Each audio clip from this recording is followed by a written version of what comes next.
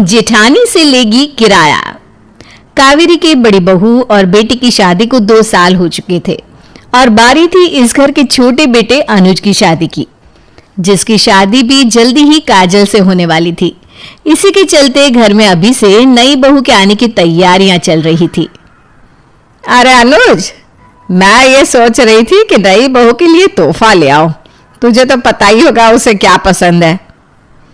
हम उसके लिए कोई गहना बनवा देते हैं ना माँ जी।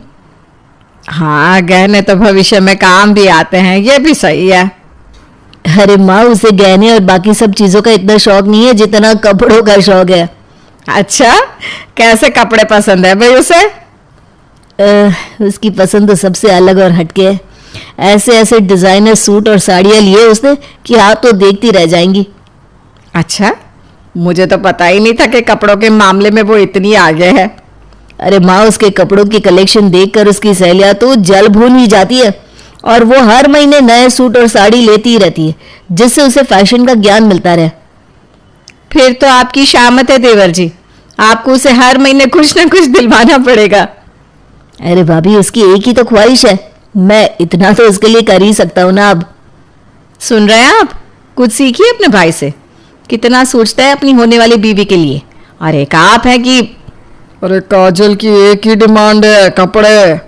लेकिन इनकी ख्वाहिश होती है मैचिंग मेकअप, मैचिंग बिंदी, मैचिंग जूते। इन सब में मेरा कितना खर्चा हो जाता है वो इन मैडम को नहीं दिखता। बस बस बस, आपको तो बहाना चाहिए होता है मुझे ताना मारने का, और कोई काम तो आप मेरी कर नहीं सकती। तुम्हारे लिए जितना भी कर लो तुम्हें कम ही लगता है। अभी पिछले हफ्ते ही तुम्हें 2 सूट दिलवाए कि नहीं? अब काजल की पसंद अच्छी है, तुम्हारी नहीं है, तो इसमें मेरा तो कोई कसूर नहीं है। माँ जी देखिए ना, ये मुझे क्या क्या बोले जा रहे हैं। आकाश, अब बस भी कर। बड़ी बहू की पसंद इतनी भी बुरी नहीं है, और उसी ने तो तुझे पसंद किया है, तो तू सोच ले अब किसकी पसंद ज्यादा अच्छी है, तेरी या इसकी। ये बात बिल्कुल सही कही आपने माँ, मेरी पसंद ज्यादा बुरी है। भैया आप भी ना, आज भाभी आपको कमरे में नहीं आने देगी। चलो इसी बहाने मैं चैन से सो तो लूंगा। ऐ चुप कर आकाश, तुम आओ कमरे में, मैं दिखाती हूँ तुम्हें। अरे भाई, मैं तो मजाक कर रहा था। जिस तरह से अनुज ने बताया था कि काजल की पसंद कपड़े के मामले में काफी अच्छी है, वो सब कुछ शादी में दिख ही गया जब उसने इतना सुंदर शादी का जोड़ा पहना था कि सारे मेहमान उसे देखते ही रह गए। इतना सुंदर शादी का लहंगा पहना है कि सारे मेहमान उसे ही देख रहे हैं, हाँ ना दिव्या? हाँ माँ जी, न जाने कितने लोग मुझसे पूछ चुके हैं कहाँ से लिया है दुल्हन ने ये शादी का लहंगा।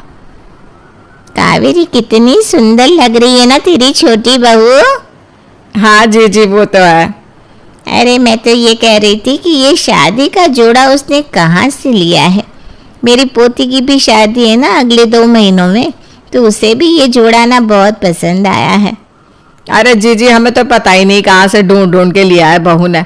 वो कपड़ों के मामले में ना बड़ी आगे है, अपनी पसंद के लिए कई सारी जगह घूम घूम के महंगे कपड़े लेती रहती है। हाँ, वो तो देखने से ही लग रहा है। अब खैर ठीक है, अगर तुझे पता चले तो हमें भी बताना कहाँ से लिया शादी का जोड़ा। हाँ हाँ जी जी बिल्कुल। पहली बार किसी चीज के बारे में बुरा नहीं पर अच्छा कहा है जी जी ने। इस छोटी बहू के कपड़ों ने तो मेरी नाक ही ऊंची कर दी। हाँ जी, मैं इतना तैयार हुई हूँ पर मुझे तो कोई देख भी नहीं रहा। अरे ऐसा नहीं है दिव्या बहू, तू तो बड़ी सुंदर लग रही है। हाँ हाँ पता है, आप मेरा मन रखने के लिए कह रही हैं ये सब कुछ। छोटी बहू काजल के कपड़ों की कलेक्शन ने तो आते ही अग्रवाल खानदान में धूम मचा दी थी। हर कोई बस नई बहू के अलग अलग कपड़ों को ही देखे जा रहा था। अरे ये पिंक सूट तो बड़ा प्यारा है काजल बहू, इसमें ना तू बिल्कुल परी लग रही है। थैंक यू चाची जी, ये मैंने डिजाइनर शॉप से लिया है और इस पर ये जो पट्टी लगवाई है ना, ये मैंने खुद लगवाई है। क्या बात है कावेरी, तेरी छोटी बहू को कपड़ों की बड़ी अच्छी समझ है सच में। अब क्या करे भाभी, हर किसी को ऐसी बहू नहीं मिलती ना। अभी आपकी बहू को देख लो, काली साड़ी पहन कर आई है, आज मुंह दिखाए की रस्म में सब लोग बातें बना रहे हैं।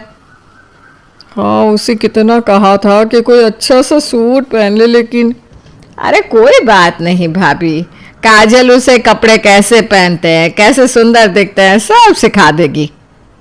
हाँ, वैसे लगता है अब दिव्या बहू भी देवरानी से काफी कुछ सीखी जाएगी। अरे ये दोनों तो अब साथ में ही रहने वाली है, दोनों मिलजुल कर कपड़े पहन लेंगी। हाँ, मैं और दीदी अलग थोड़ी ना है, मेरे कपड़े उनके कपड़े हैं, वो कभी भी कुछ भी पहन सकती हैं। देखा भाभी, कितनी समझदार है मेरी दोनों बहुएं। हाँ, बहुत प्यार है दोनों में। सच में अब से हम दोनों एक दूसरे के कपड़े पहनेंगे। काजल के घर में आने से दिव्या को खुद के कपड़ों को लेकर थोड़ी इनसिक्योरिटी होने लगी थी, इसलिए वो अब अपने पति का सर खा रही थी कि उसे भी काजल जैसे कपड़ों की कलेक्शन चाहिए। अरे तुम्हें अभी तो अनुज की शादी में कितने सूट लेकर दिए हैं मैंने। पर वो काजल के सूट्स के आगे कुछ भी नहीं है। मैंने तुमसे कहा था कि जो तुम्हें लेना है अपनी पसंद से ले लो। तुमने 5 सूट पसंद किए, मैंने तब भी कुछ नहीं कहा, लेकिन अब मैं तुम्हें एक भी कपड़ा लेकर नहीं देने वाला, समझी? तो आप क्या चाहते हैं, सब लोग काजल के कपड़ों की तारीफ करें, मेरी नहीं? अरे कपड़े तो कपड़े ही होते हैं, उससे इंसान थोड़ी ना बदल जाता है। आप समझ नहीं रहे, कपड़े इंसान की पहचान होते हैं, और जब सब लोग काजल के कपड़ों की तारीफ करते हैं ना तो मुझे बहुत बुरा लगता है। तुमने ये सब अपने दिमाग में बिठा लिया है, बस और कुछ नहीं। लेकिन मैं साफ साफ कह देता हूँ कि अब मैं तुम्हें 6 महीने तक कोई भी नया कपड़ा नहीं दिलवाने वाला। अभी 1 महीने बाद बुआ जी की पोती की शादी में भी तुम यही नए सूट पहनना, ठीक है? अरे आप तो मेरी नाक नीची करके ही मानेंगे लगता है। दिव्या, तुम इन नए सूट्स का फिर करोगी क्या? देखो तो अलमारी में तुम्हारे पास कितने नए कपड़े हैं, आज तक जो तुमने कभी पहने भी नहीं है। पर अब वो मुझे अच्छे नहीं लग रहे हैं। तुम्हारा हर बार का यही होता है, नया कपड़ा दुकान पर तो तुम्हें बड़ा ही अच्छा लगता है, लेकिन यहाँ आते ही तुम्हें वो पहनना नहीं होता। लेकिन इस बार मुझसे कोई उम्मीद मत रखना। दिव्या ने आकाश को मनाने की बड़ी कोशिश की, लेकिन आकाश नहीं माना, इसलिए दिव्या का दिमाग अब अलग ही दिशा की ओर भागने लगा था। माँ जी देखिए ना, आकाश मान ही नहीं रहे मुझे नए कपड़े दिलाने के लिए। अरे वो भी बेचारा क्या करे, अब खर्चे ही कितने हैं। पर तू क्यों चिंता करती है, अब काजल आ गई है ना, अगर तुझे कभी जरूरत पड़े तो 1-2 सूट इससे मांग लेना। क्यों काजल बहू?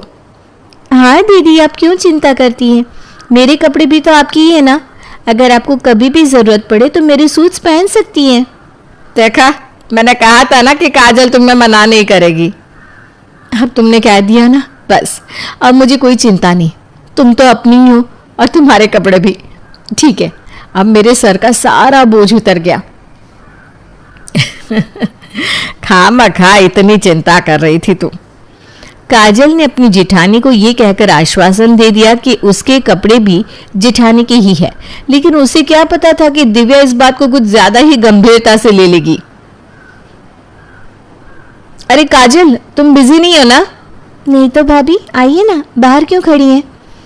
वो क्या है ना, कल और परसों दोनों दिन बुआ जी की पोती की शादी है, तो मैंने सोचा कुछ सूट्स ले लूं तुम्हारे। हाँ दीदी, आइए ना, ये रही अलमारी, इसमें मेरे सारे सूट्स पड़े हैं। हाँ हाँ, तू रहने दे, मैं खुद ही देख लेती हूँ। ठीक है दीदी। दिव्या ने अलमारी को छानते हुए ऐसे ऐसे नए सूट्स निकाले जो अभी तक काजल ने पहने भी नहीं थे और दिखने में काफी सुंदर थे। हाँ तो मैं ना ये 3 सूट्स ले लेती हूँ, ठीक है? ये 3 सूट? क्यों, कोई दिक्कत है क्या? तुम कहो तो वापस रख दूं। कहने में और करने में बहुत फर्क होता है, मैं जानती हूँ। अरे नहीं दीदी, आप ले जाइए, आप पर अच्छे लगेंगे। काजल ने अपना मन मार कर वो तीनों सूट्स दिव्या को पहनने दे दिए। जहाँ शादी में दिव्या वो सूट पहन के चमक रही थी, वहीं काजल ने भी कुछ नया ही पहना था, क्योंकि उसके पास कपड़ों की कमी नहीं थी।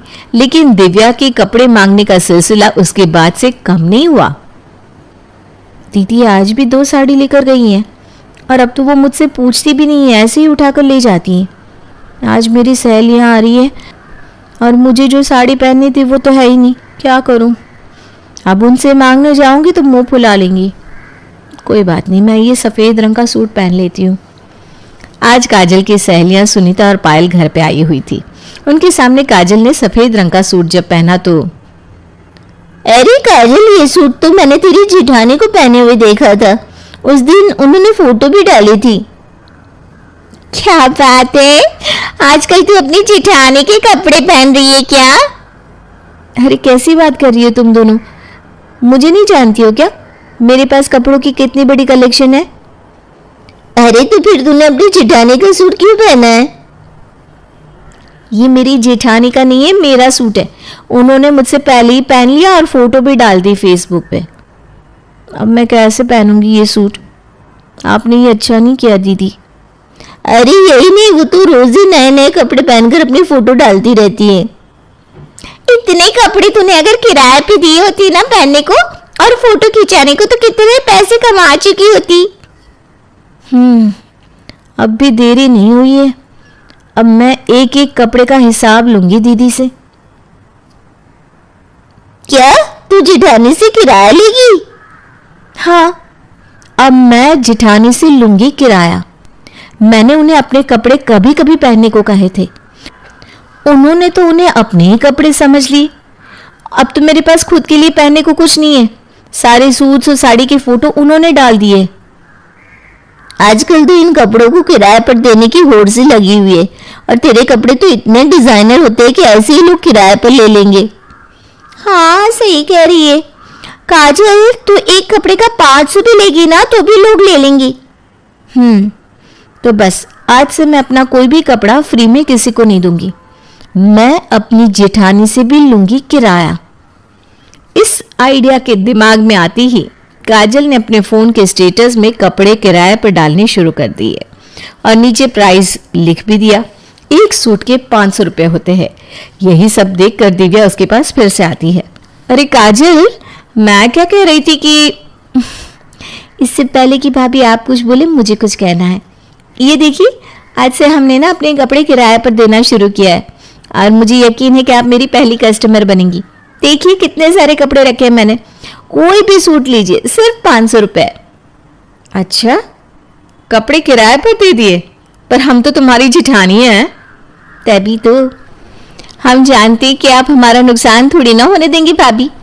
मैं तो ना भी लूं आपसे किराया, लेकिन आप तो मुझे किराया देंगी।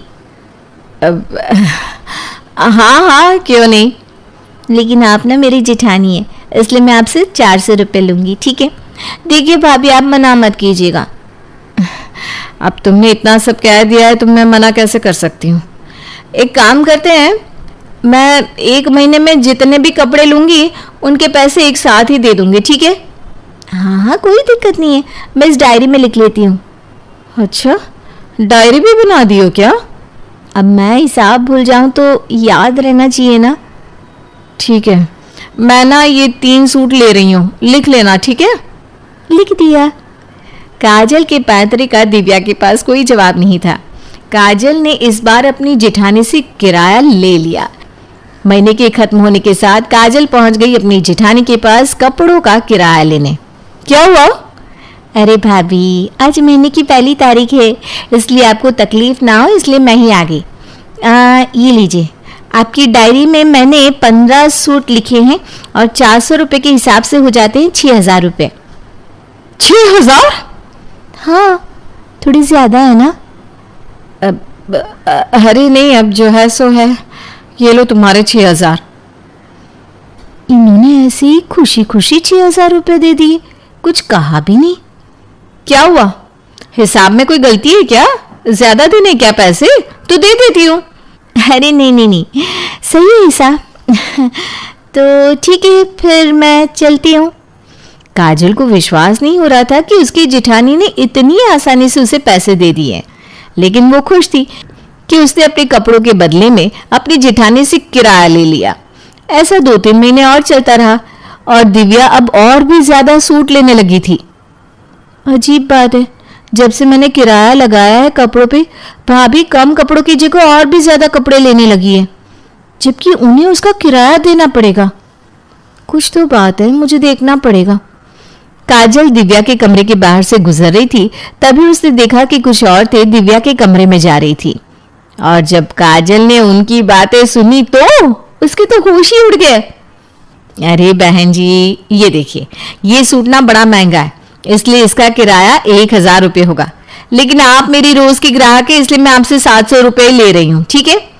और आपको ये साड़ी 2 दिनों के लिए चाहिए ना, तो आपको इसके 1500 देने होंगे और धुलाने का खर्चा भी आपका। ये मेरी जेठानी तो मुझसे भी तेज निकली। मैंने तो इनसे किराया लेने के लिए कहा था कि मैं अपने कपड़े किराए पर दे रही हूँ, इन्होंने तो इससे अच्छा खासा बिजनेस ही बना लिया।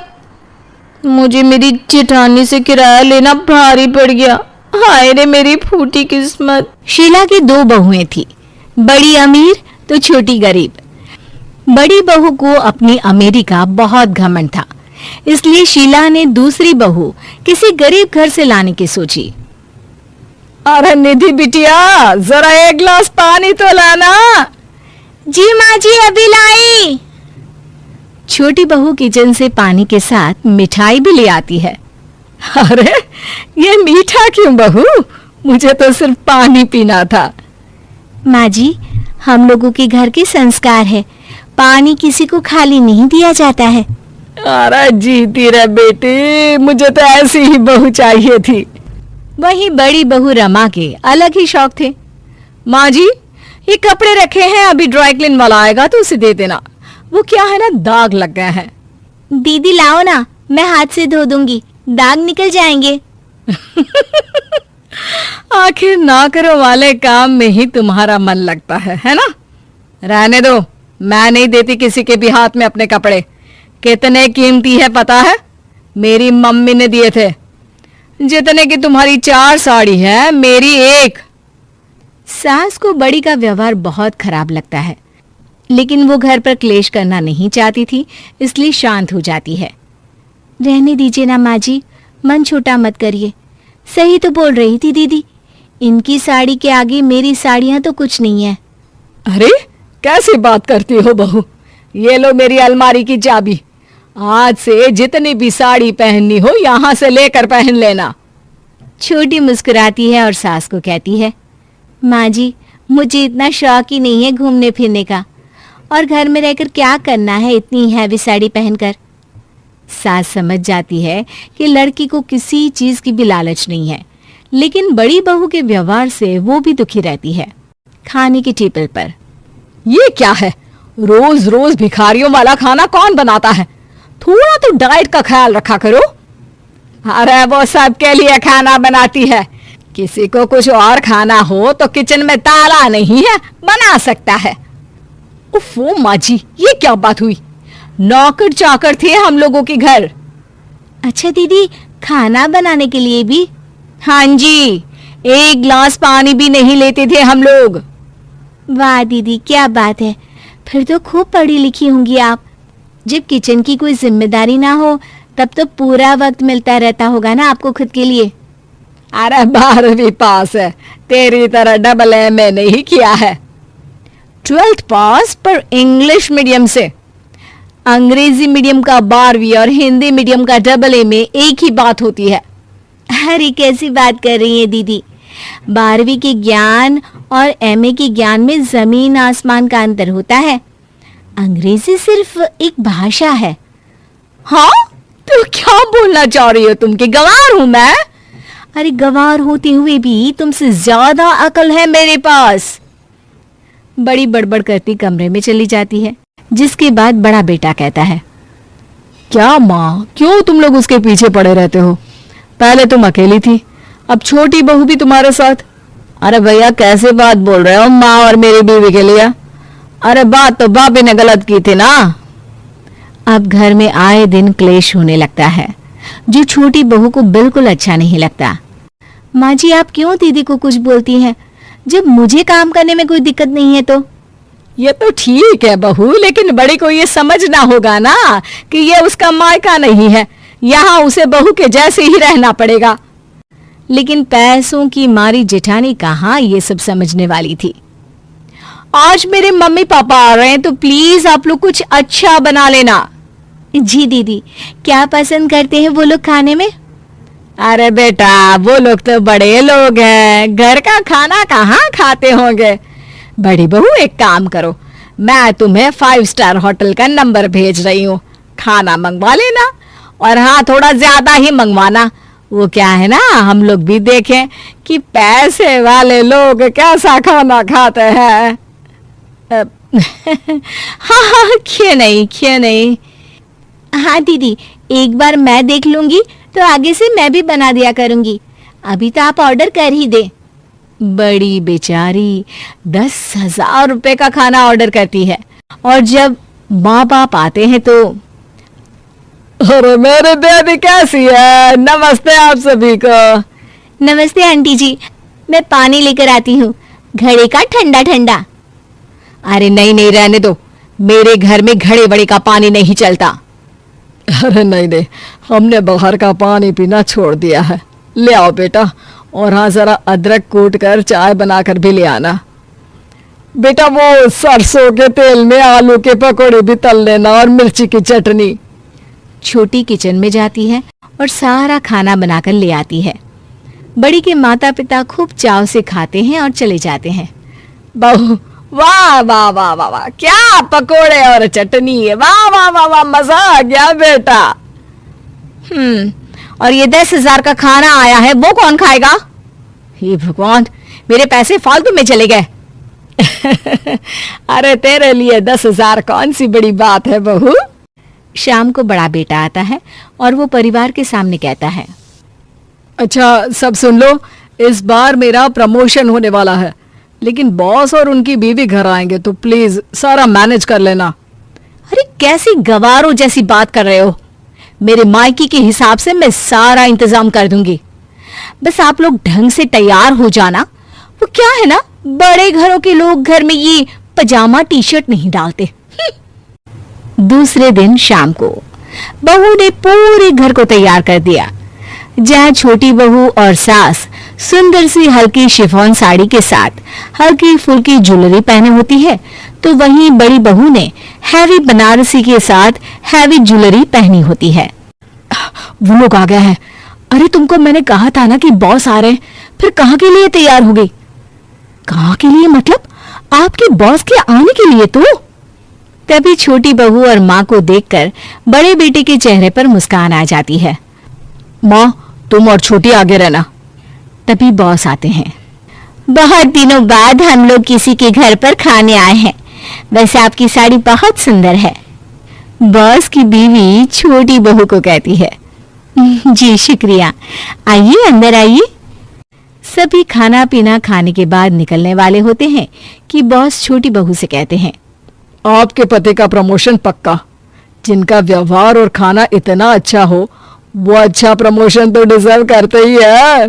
तभी बड़ी बोल पड़ती है, अरे एक मिनट, इसका पति तो आपकी कंपनी में काम भी नहीं करता, फिर क्यों प्रमोशन? बड़ा बेटा समझ जाता है कि मामला क्या है। बॉस, ये मेरे छोटे भाई की बीवी है, मेरी बीवी तो ये है। अरे ये आपकी बीवी है? मुझे तो लगा कि शादी वाले घर से ये कौन खड़ा है। वैसे भाभी जी, आप कहाँ के लिए तैयार है? कहीं हम लोगों के आने के कारण आपका कुछ कैंसिल तो नहीं करना पड़ा? नहीं, वो मैं ना बहुत अमीर घर से हूँ, तो वहां हम लोग ऐसे ही कपड़े पहनते हैं। अच्छा अच्छा, किस घराने से हैं आप? क्योंकि अमीर तो हम भी है, लेकिन घर में बनारसी साड़ी। बुरा मत मानिए, पर ये छोटी वाली से सीखिए कुछ। ये बोलकर बॉस और उसकी बीवी चले जाते हैं। क्या है, कटा दी ना नाक। अमीर अमीर के चक्कर में तुमने सिर्फ ये दिखा दिया कि तुम सिर्फ अमीरी का नाटक करती हो। मुझे माफ कर दी।